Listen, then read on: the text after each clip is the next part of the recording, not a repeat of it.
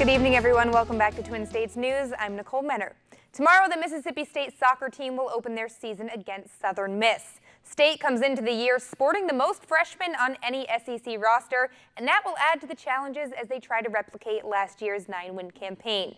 Second-year head coach Tom Anagnost and some of the Bulldogs spoke to the media about their identity coming into 2018 and the challenges the Golden Eagles will present them tomorrow night. I mean, any SEC school is real tough and gritty, but I think we take pride in being the toughest one in our conference, and I think every team knows that. And I think that just goes to show like how hard we're going to work, and no matter how young we are, we're going to be able to pick up the slack in other areas. They're tactically very good. They're just, they defend together. They're kind of in their own half, but they counter out real well. They have some players that can score, and so it's gonna be a tough game.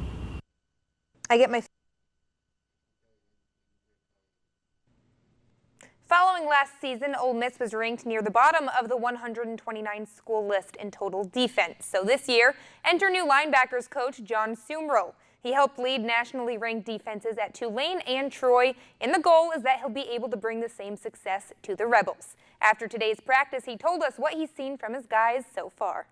We did a lot of live scrimmage situational stuff today, and it was like night and day. And I'm not going to say we were perfect today, but I know you can just tell by body language, energy, demeanor, we were ready to compete today and practice hard and be physical and do some things you got to do to win football games. And on Saturday, I think probably we're thinking a little slow, moving a little bit hesitant, instead of just letting it rip. And maybe sometimes you get comfortable with a coach being out there behind you yelling at you about a certain check or a formation and what to look for. And now all of a sudden we were on the side and it got a little more quiet and they weren't communicating as well. That was the biggest thing. We didn't communicate great on Saturday. Since Saturday, I've seen us locked in. And heading into the football season, there's a position battle for the starting quarterback role among the Golden Eagles. It was locked between senior Quadra Griggs and junior Jack Abraham, but that landscape shifting over the weekend when Griggs was suspended for a student conduct matter. So it's looking more and more likely that we'll be seeing Abraham take the field for game 1. Here's what Coach Hobson had to say on the quarterback after practice number 11. He's a smart football player. Jack's that guy that, is always, going to do the right thing with football. And that's a big plus at quarterback, you know what I'm saying? I think the one thing Jack does is Jack makes good decisions, and Jack's always, he's that guy that's going to put the ball where it's got to go and it's supposed to go. So, that's, to me, a big positive at that position. And we've got playmakers out wide, and, Jack's done a great job. We've kind of asked him to do different things, and he's had some big runs, so, he's done a good job right now.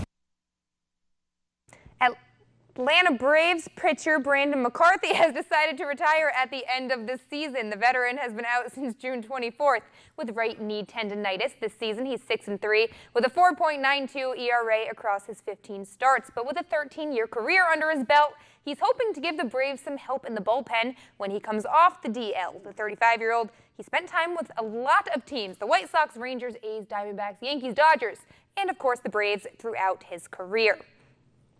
The New Orleans Saints returned to the practice field today ahead of Friday's preseason game against the Cardinals, but the big news of the day was the departure of Saints defensive end Alex Okafor. The 6th-year pro was injured during Wednesday's practice, and the extent of his injury remains unknown. He did limp off the field under his own power, but practice came to a halt for a few minutes while the trainers were tending to him. Of course, Okafor returning from an Achilles injury that cost him most of last season. So we're hoping it's nothing too serious. That would be awful for him to have come back from the injury. Six seasons in, he's going to get the pension. So, hey, listen, he's healthy. It's not all about money. No, he wants to continue his career. They like to play the game they love. It's true. For sure, yeah. I mean, money's important, but money's important, but they want to play, and he definitely was not happy to go down today. So hopefully he's fine. He's going to be on the mend, hopefully. We'll let you know, and Mark will Better just get those grass clippings. You just pipe down over there.